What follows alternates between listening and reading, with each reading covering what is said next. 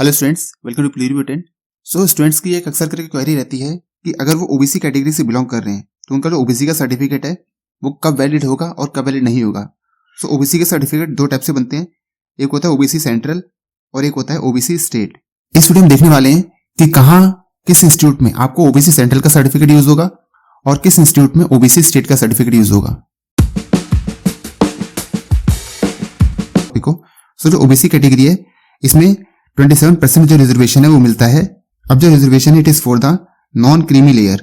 देखो, creamy layer और non creamy layer क्या होता है। सो क्रीमी लेयर वो होता है जिसकी जो फैमिली इनकम है it is more than 8 lakh per annum. Means अगर आपकी फैमिली इनकम 8 लाख से ज्यादा है एक साल में सो आप आएंगे क्रीमी लेयर में, और इस केस में जो रिजर्वेशन है उसका कोई भी बेनिफिट नहीं मिलेगा। दूसरा होता है non creamy layer. So non creamy layer में वो कैंडिडेट्स आते हैं जिनकी family income less than 8 lakh per annum होती है। सो उनको जो रिजर्वेशन है फायदा मिलता है। सो बेसिकली ओबीसी में रिजर्वेशन सिर्फ उन्हीं को मिलता है जिनका एनसीएल है। मींस जो एनसीएल कैटेगरी में आते हैं ओबीसी एनसीएल, उन्हीं को मिलता है फाइनल रिजर्वेशन। ठीक है। सो पहली बात तो ये रही कि किन ओबीसी को मिलेगा रिजर्वेशन, किन ओबीसी को नहीं मिलेगा रिजर्वेशन। देखो, ओबीसी की एक तो होती है स्टेट की लिस्ट और ओबीसी की होती है एक तो सेंट्रल की लिस्ट। तो लाइक हम एग्जांपल ले लेते हैं, लाइक हम दिल्ली का एग्जांपल लेते हैं। सो जो दिल्ली स्टेट है, दिल्ली स्टेट ने क्या किया है, दिल्ली के अंदर जौन सी कास्ट आती हैं which are considered to be in OBC, Delhi government ने अपनी एक लिस्ट निकाली है कि हाँ ये जो कास्ट है ये दिल्ली में ओबीसी के अंदर आएंगी। ऐसे ही जो सेंटर है, सेंटर भी अपनी हर स्टेट के अकॉर्डिंग लिस्ट निकालता है। तो यहां पर सेंट्रल लिस्ट ऑफ ओबीसी मिलेगी आपको फॉर दिल्ली रीजन। ऐसी आपको हर स्टेट के अलग अलग मिलेगी। लाइक सपोज करो हम बात करें उत्तर प्रदेश की, मीन्स यूपी की भी अपनी लिस्ट है जहां पर उन्होंने नोटिफाई किया हुआ है कि ये जो कास्ट है the caste are under the OBC category. So OBC caste की उन्होंने कैटेगरी बना दी है कि ये जो कैटेगरीज हैं ये ओबीसी के अंदर आएंगी। ऐसे हर स्टेट, चाहे वो बिहार हो, राजस्थान हो, हर स्टेट ने अपनी अलग अलग लिस्ट निकाली हुई है कि हमारे स्टेट में जो ये वाली कैटेगरीज हैं या ये वाली जो कास्ट है ये ओबीसी के अंदर आती हैं।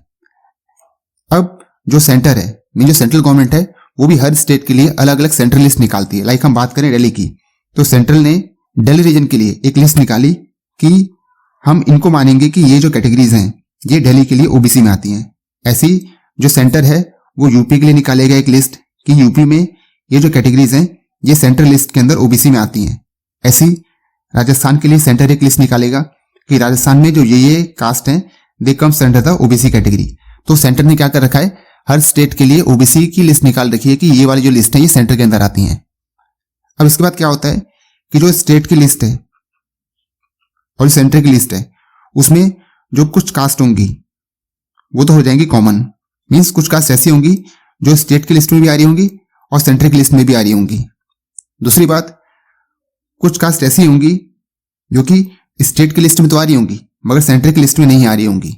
सो ये वाला पॉइंट ध्यान रखना, ये आगे काम आएगा। तो कुछ कास्ट हमें ऐसी मिली जो कि स्टेट वाली लिस्ट में भी है, सेंटर वाली लिस्ट में भी है, दोनों में है। कुछ कास्ट ऐसी है जो कि स्टेट की लिस्ट में है और सेंटर की लिस्ट में नहीं है। ठीक है, यहां तो बातें क्लियर है। सो जो किसी भी स्टेट में जो इंस्टीट्यूट होते हैं, इंस्टीट्यूट आपको दो टाइप के मिलेंगे। एक तो होंगे जो सेंट्रल गवर्नमेंट के इंस्टीट्यूट हैं और दूसरे होंगे जो स्टेट गवर्नमेंट के इंस्टीट्यूट हैं। लाइक हम एग्जाम्पल लेते हैं दिल्ली का। सो दिल्ली में जो दिल्ली यूनिवर्सिटी है ये आती है सेंटर के अंदर, और दिल्ली में जो आईपी यूनिवर्सिटी है, गुरु गोविंद सिंह इंद्रप्रस्थ यूनिवर्सिटी, ये आती है दिल्ली गवर्नमेंट के अंदर।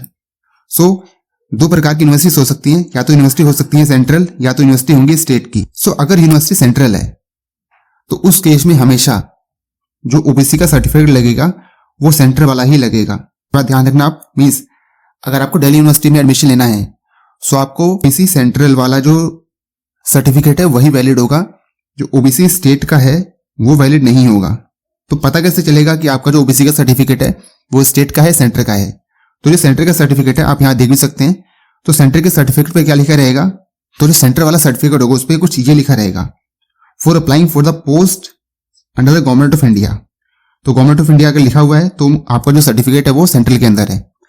अगर आपका जो सर्टिफिकेट है वो स्टेट का है तो उस केस में क्या लिखा रहेगा, लाइक दिल्ली की बात करें तो उस पर लिखा रहेगा ओबीसी दिल्ली रीजन, या यूपी का है तो उस पर लिखा रहेगा ओबीसी उत्तर प्रदेश, ऐसा लिखा हुआ रहेगा। उस स्टेट का नाम मेंशन होगा अगर ओबीसी उस स्टेट किसी पर्टिकुलर स्टेट का है तो। सो दोबारा से आते हैं अपनी यूनिवर्सिटी के ऊपर। सो लाइक हम बात कर रहे हैं दिल्ली यूनिवर्सिटी की। सो दिल्ली यूनिवर्सिटी जो है ये क्या है, ये एक सेंट्रल यूनिवर्सिटी है। सो अब जो यूनिवर्सिटी है उसमें अलग अलग टाइप के कॉलेजेस आ सकते हैं। गवर्नमेंट कॉलेजेस आ सकते हैं, जो प्राइवेट कॉलेजेस हैं वो भी आ सकते हैं। अब गवर्नमेंट कॉलेजेस भी जो है इसमें दो टाइप के हो सकते हैं, या तो कॉलेज जो है वो स्टेट गवर्नमेंट के हो सकते हैं, या जो कॉलेज हैं वो हो सकते हैं सेंट्रल गवर्नमेंट के। सो अगर कॉलेज स्टेट गवर्नमेंट का है या सेंट्रल गवर्नमेंट का है मगर यूनिवर्सिटी जो है वो सेंट्रल है, तो उस केस में जो सर्टिफिकेट चलेंगे वो सर्टिफिकेट चलने वाले हैं ओबीसी सेंट्रल वाले।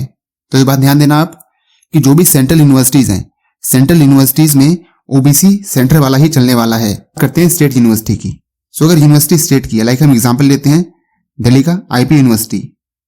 सो आईपी यूनिवर्सिटी में जो कॉलेजेस हैं वो हो सकते हैं गवर्नमेंट कॉलेजेस और हो सकते हैं private colleges. So private colleges में तो हम बात ही नहीं करेंगे रिजर्वेशन, हम आते हैं गवर्नमेंट कॉलेजेस पे। तो देखो जो यूनिवर्सिटी है वो क्या है, university is a state university, Delhi government की यूनिवर्सिटी है। और उसमें जो गवर्नमेंट कॉलेजेस हैं वो दो टाइप के हो सकते हैं, या तो कॉलेज होगा स्टेट गवर्नमेंट का या कॉलेज होगा सेंट्रल गवर्नमेंट का। जैसे VMMC Vardhman Mahavir medical college या RML ABVIMS Ram Manohar Lohia hospital और Atal Bihari Vajpayee institute of medical sciences, ये आईपी यूनिवर्सिटी के अंदर आते हैं, मगर ये सेंट्रल गवर्नमेंट के कॉलेजेस हैं। स्टेट गवर्नमेंट की बात करें तो जैसे डॉक्टर बाबा साहब अम्बेडकर मेडिकल कॉलेज जो रोहिणी में है, ये दिल्ली गवर्नमेंट का कॉलेज है। सो जो स्टेट गवर्नमेंट के कॉलेजेस हैं, यूनिवर्सिटी भी स्टेट गवर्नमेंट की है और जो कॉलेज है वो भी स्टेट गवर्नमेंट का है, तो उस केस में जो सर्टिफिकेट लगेगा आपको वो सर्टिफिकेट लगेगा जो स्टेट ओबीसी का सर्टिफिकेट है। स्टेट ओबीसी का सर्टिफिकेट यहां पर वैलिड होगा। मगर अगर वहां पर यूनिवर्सिटी जो है वो स्टेट की है मगर जो कॉलेज सेंटर का है, तो उस केस में जो सेंट्रल वाला सर्टिफिकेट है वही वैलिड होगा।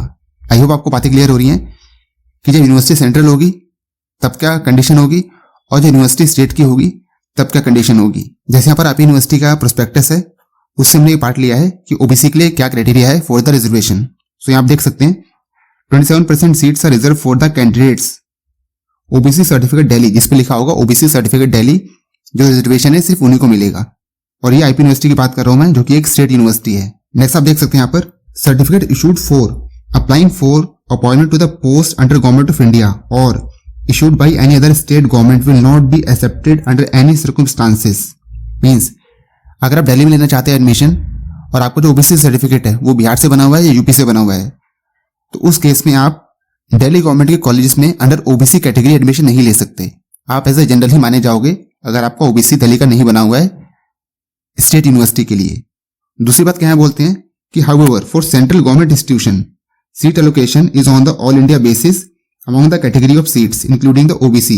For such reservation certificate should be issued as per the central list of OBC and non-creamy layer issued after the 31st March 2024। Means जैसा आपको बताया कि जो आईपी यूनिवर्सिटी है उसमें जो सेंट्रल गवर्नमेंट के कॉलेजेस हैं वो भी आते हैं, लाइक जो वर्धमान महावीर मेडिकल कॉलेज हो गया, वहां पर जो एडमिशन होते हैं on the all India basis. So वहां पर जो ओबीसी सर्टिफिकेट वैलिड होगा, ओबीसी सर्टिफिकेट सेंट्रल वाला वैलिड होगा। सो आई थिंक आपको बातें जो क्लियर हो गई होंगी। अब आते मेन बात पे कि OBC centre OBC state in सब का कंफ्यूजन ही ना रहे जब आप एडमिशन लेने जाओ। सो ये सब जो दिक्कतें हैं ये आए ही ना। तो करना क्या है आपको, तो सबसे पहले जो सर्टिफिकेट बनता है वो तो बनता है ओबीसी स्टेट का। मीन्स आप किसी भी स्टेट से हो, सो ओबीसी स्टेट का एक सर्टिफिकेट तो बन ही जाएगा। ठीक है, अब करना क्या आपको, आपके पास ओबीसी स्टेट का सर्टिफिकेट आ चुका है, मीन्स आप उस स्टेट में अगर किसी भी कॉलेज में एडमिशन लेना चाहेंगे तो ये वाला जो सर्टिफिकेट है चल जाएगा under the state government colleges और स्टेट यूनिवर्सिटीज। अब आप क्या करना, ये जो सर्टिफिकेट बना है आपका ओबीसी का, इसको आप सेंट्रलाइज करा लेना। तो जब इसको सेंट्रलाइज करा लोगे तो आपके पास एक ओबीसी सेंट्रल का सर्टिफिकेट भी आ जाएगा। सो आपके पास दो सर्टिफिकेट आ चुके हैं, एक तो है ओबीसी स्टेट का और एक ओबीसी सेंट्रल का। सो अब आप कहीं पर भी एडमिशन लेने जाओ, सो आपके पास आ चुके हैं दोनों सर्टिफिकेट, ओबीसी स्टेट का भी आ चुका है और ओबीसी सेंट्रल का भी आ चुका है। सो आप कहीं भी एडमिशन लेने जाओ, चाहे वो स्टेट गवर्नमेंट की यूनिवर्सिटी हो या सेंट्रल गवर्नमेंट की यूनिवर्सिटी हो, सो अगर आपसे मांगे वो ओबीसी स्टेट का सर्टिफिकेट तो आप ओबीसी स्टेट वाला सर्टिफिकेट दे देना। अगर वो आपसे मांगे ओबीसी सेंट्रल वाला सर्टिफिकेट तो आपको ओबीसी सेंट्रल वाला सर्टिफिकेट दे देना है। तो कहने की बात यह है कि जब भी आप ओबीसी का सर्टिफिकेट बनवाओ तो स्टेट के साथ साथ आपको जो सेंट्रल वाला सर्टिफिकेट है वो भी बनवा लेना चाहिए, अगर आपकी कैटेगरी जो है वो सेंट्रल लिस्ट ऑफ ओबीसी में आती है। तो दूसरी इंपॉर्टेंट बात क्या है कि अगर आपने ओबीसी का सर्टिफिकेट बनवा रखा है तो आपको जो नॉन क्रीमी लेयर है उसका भी सर्टिफिकेट बनवा लेना है।